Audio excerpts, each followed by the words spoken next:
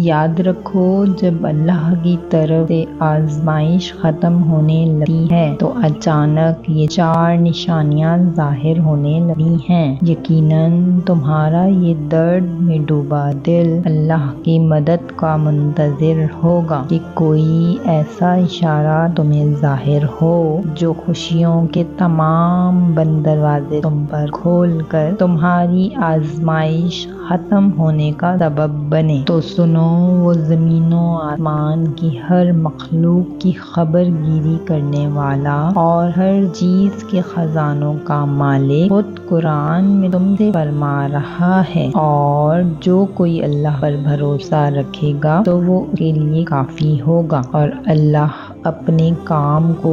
جو وہ کرنا چاہتا ہے پورا کر دیتا ہے۔ خدا نے ہر چیز کا اندازہ مقرر کر رکھا ہے، اور یہ ہرگز نہ سمجھنا کہ اللہ اسے غافل ہے۔ جو کچھ یہ ظالم کر رہے ہیں وہ تو ان لوگوں کو اس دن تک کے لیے مہلت دے رہا ہے جس میں آنکھیں پھٹی کی پھٹی رہ جائیں گی۔ بس تم ان سے کہہ دو میرے لیے اللہ ہی کافی ہے، اور بھروسہ کرنے والے تو صرف اسی پر بھروسہ کرتے ہیں۔ اور اگر تمہیں یہ لگتا ہے کہ تمہاری آزمائش طویل ہوتی جا رہی ہے اور ان مشکلات سے نکلنے کا کوئی راستہ تم پر روشن نہیں، تو یاد کرو وہ وقت جب اللہ تعالیٰ نے حضرت ایوب علیہ السلام کو آزمایا تو ان کے پاس کچھ بھی نہ رہا۔ سب رشتہ داروں نے ساتھ چھوڑا، یہاں تک کہ صحت بھی چلی گئی، مگر اس وقت حضرت ایوب علیہ السلام مایوس ہونے کے بجائے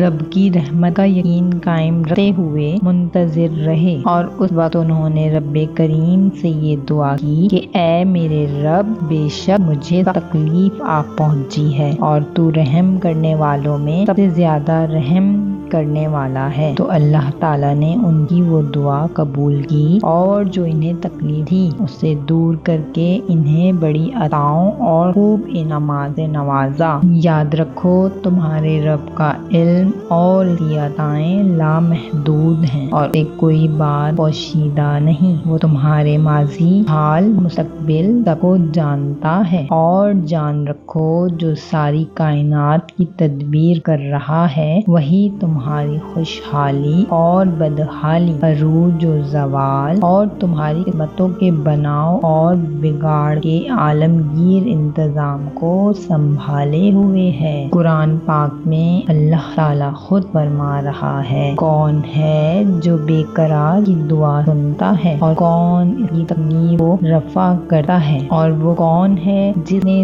زمین کو جائے قرار بنا دیا اور پانی کے ذخیروں کے درمیان پردے حائل کر دیے، اور کون ہے جو خوشی اور سمندر کی تاریکیوں میں تم کو راستہ دکھاتا ہے، اور کون اپنی رحمت کے آگے ہواؤں کو خوشخبری دے کر بھیجا ہے۔ تو تم اللہ کی نور بھری مصلحتوں کو جان نہیں سکتے۔ بے شک وہ رب تمہارا مستقبل تمہاری سوچ سے بہت بہتر لکھا ہے۔ اور جانتے ہو جب حضرت موسیٰ علیہ السلام نے اپنے پروردگار کو پکارا کہ اے میرے رب، تو میری طرف جو اچھی چیز اتارے میں اسی کا محتاج ہوں، اور یہ دعا حضرت موسیٰ علیہ السلام نے تب مانگی تھی جب ان کے پاس نہ ہی کوئی روزگار تھا اور نہ ہی کوئی رہائش اور نہ کوئی رفیق سفر، لیکن اس دعا کے بعد خالق حکیم نے اپنی منصوبہ سازی سے انہیں وہ سب کچھ عطا کیا جو ان کی خوشیوں کا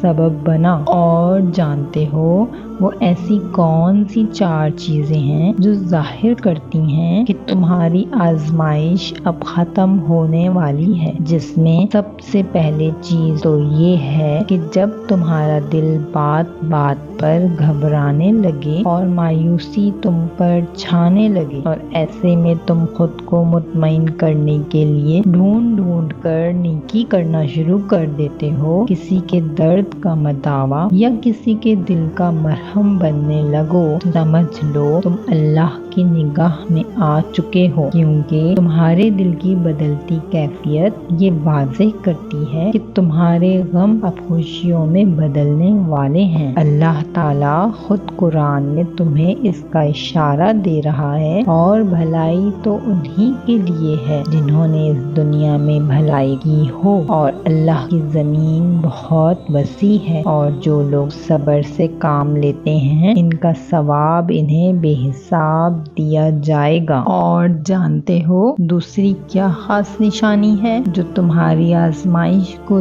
دور کر کے تمہیں خوشیوں سے قریب کرنے لگی ہے، کہ جب تم انتقام کی قدرت ہونے کے باوجود معافی اور درگزر سے کام کر کے اپنا معاملہ اللہ کے سپرد کرنے لگو، تو جان رکھو تمام خطرات کے طوفان اور یہ پریشانیوں کے ہجوم کے باوجود تمہارا اللہ پر یقین اور توکل ایسے عجیب اسباب پیدا فرمائے گا کہ تمہاری ظاہری آنکھیں دیکھی رہ جائیں گی۔ یاد کرو وہ وقت جب حضرت موسیٰ علیہ السلام نے انتقام کی قدرت رکھنے کے باوجود اپنے بھائیوں کو ندامت سے بچانے کے لیے اپنے ساتھ کیے گئے ظلم کو شیطان کی طرف منسوب کیا، اور اپنے بھائیوں کو معاف کر کے انہیں شرمندگی سے بچا لیا۔ اللہ فرماتا ہے، اے لوگوں جو ایمان لائے ہو، اپنی فکر کرو، کسی دوسرے کی گمراہی سے تمہارا کچھ نہیں بگڑتا۔ اگر تم خود راہ راست پر ہو، اور میرے بندوں سے کہہ دو کہ لوگوں سے ایسی باتیں کیا کرے جو پسندیدہ ہوں، کیونکہ شیطان بری باتوں سے ان میں فساد ڈلوا دیتا ہے، اور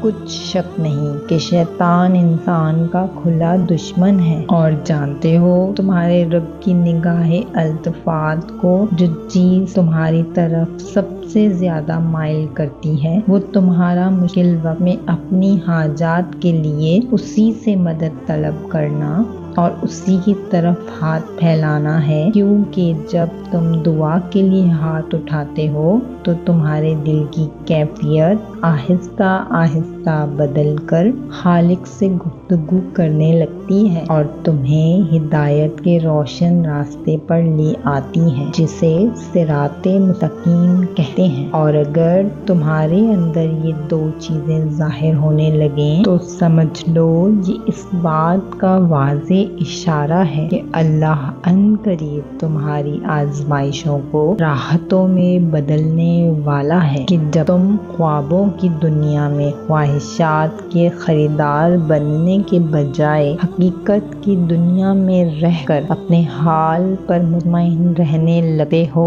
اللہ تعالیٰ خود قرآن پاک میں فرماتا ہے، اور نگاہ اٹھا کر بھی نہ دیکھو دنیا کی زندگی کی اس شان و شوکت کو جو ہم نے ان میں سے مختلف لوگوں کو دے رکھی ہے، وہ تو ہم نے انہیں آزمائش میں ڈالنے کے لیے دی ہے، اور انجام کی بھلائی تو تقویٰ ہی کے لیے ہے۔ اور جان رکھو تمہاری آزمائش ختم ہونے کی سب سے بڑی نشانی تو یہ ہے کہ جب تمہارے درد میں ڈوبے سوالوں کے جواب تمہیں قرآن تک لے آئیں، اور اللہ کی آیات تمہاری عقل و فکر کو تقسیم کرتی ہوئی تمہارے قلب و جگر میں اترتی چلی جا رہی ہو، تو سمجھ لو آزمائش کا طوفان تھم کر سکون کی لہروں میں بدلنے ہی والا ہے، کیونکہ تمام کلاموں پر بھاری اللہ کا کلام اور تمام محبتوں پر بھاری اللہ ہی کی محبت ہے۔ یاد رکھو